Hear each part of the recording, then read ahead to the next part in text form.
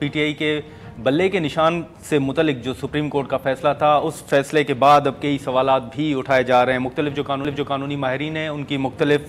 राय जो है वो सामने आ रही है। डॉन का एडिटोरियल भी आज हमारे सामने है। इसी के साथ साथ अगर आप देखें तो पीटीआई से बल्ले का निशान वापस लेने के बाद अब ये भी सवालात उठाए जा रहे हैं कि पीटीआई के लिए ये कितना नुकसानदेह होगा और क्या इस फैसले के बाद अब भी तहरीक इंसाफ के पास कोई प्लान सी है, या फिर जैसे बैरिस्टर गौहर साहब कह रहे हैं कि वो रिव्यू में तो जाएंगे लेकिन तमाम कैंडिडेट्स जो हैं वो आज़ाद उम्मीदवार के तौर पर इंतखाबात में हिस्सा लेंगे।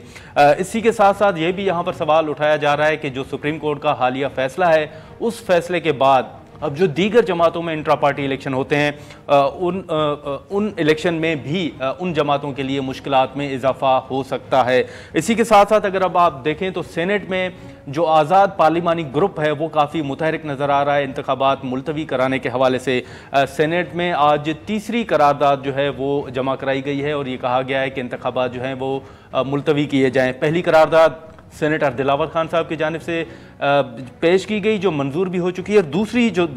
करारदाद है वो सेनेटर हिदायतुल्लाह साहब की जानिब से जमा कराई गई है और आज सेनेटर हिलालुर रहमान साहब की जानिब से करारदाद जमा कराई गई है, जिसमें यही मुतालबा किया गया है कि सिक्योरिटी की जो सूरत हाल है उसको मद्देनज़र रखते हुए इंतखाबात मुलतवी किए जाएँ। मुख्तलिफ इशूज़ हैं उन पर बात करेंगे। तहरीक इंसाफ के सीनियर रहनुमा उन अब्बास साहब हमारे साथ हैं। बहुत शुक्रिया उन साहब। इस वक्त जो सुप्रीम कोर्ट का फैसला है सर, इस फैसले के बाद अब मुख्तलिफ राय जो है वो सामने तो आ रही है, लेकिन अब सवाल ये उठाया जा रहा है जैसे बैरिस्टर गौहर साहब कह रहे हैं कि हम रिव्यू में तो जाएंगे लेकिन आज़ाद उम्मीदवार के तौर पर भी हम खड़े होंगे। तो ये समझा जाए कि अब पीटीआई के पास कोई प्लान सी नहीं है, आप आज़ाद उम्मीदवार ही खड़े करेंगे और ये हतमी फैसला है। Thank you so much Gurman sir. देखें, प्लान ए बी या सी कोई भी प्लान हो, ये फर्क कोई नहीं पड़ता। आई थिंक पाकिस्तान अब इन चीजों से बाहर निकल चुका। कल एक जो सर्कस लगाया गया, कल एक जो पूरा दिन पूरी हैजान की कैफियत में पाकिस्तानी कौम को रखा गया, और मैं शुक्र अदा करता हूँ, ये ब्लेसिंग इन डिस्गाइज है कि इन कैमरा सेशन हुआ, ताकि जिस तरीके से अली जफर साहब अपने केस को पुटअप कर रहे थे, हामिद खान साहब अपने केस को पुटअप कर रहे थे, और जिस तरीके से अदलिया से सवाल पूछे जा रहे थे, आई एम श्योर उस प्रोसेस के नतीजे में पाकिस्तानी कौम को ये तो अंदाजा हो गया कि पाकिस्तान तहरीक इंसाफ के इलेक्शन कितने शफाफ थे या नहीं थे, या किस तरीके से पूरा जो बिसात को लपेट दिया गया, वो तो कम से कम क्लियर हो चुका। जहां तक अब कैंडिडेट्स का इशू है, देखें, प्लान ए हो या बी हो, एक चीज क्लियर है, जिस शख्स के फोटो पीछे इमरान खान का फोटो होगा, जिस शख्स के फोटो के पीछे इमरान खान की आइडियोलॉजी होगी, उसको कुछ भी निशान दे दिया जाए, उससे फर्क अब नहीं पड़ता। आजाद कैंडिडेट्स पूरे पाकिस्तान में लड़ेंगे। और मैं एक चीज बता दूं,